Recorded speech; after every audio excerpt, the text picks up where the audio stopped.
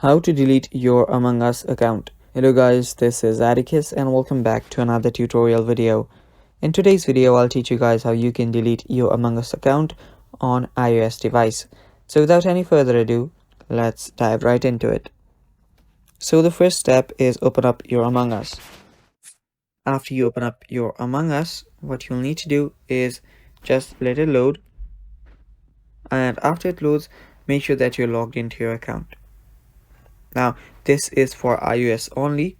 This feature is not available for Android users. So just after you're here, head over to settings.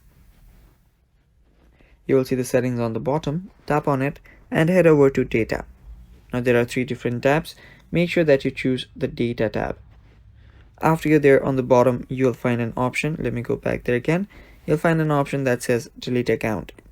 Tap on it and check this box in, and here you will need to type in delete. Now type it in all caps, and after you do that, tap on confirm, and after you tap on confirm, your account will get deleted. And yeah, that is basically how you delete your account. Thanks for watching guys. That is all for today's video. Stay tuned for more, and bye bye.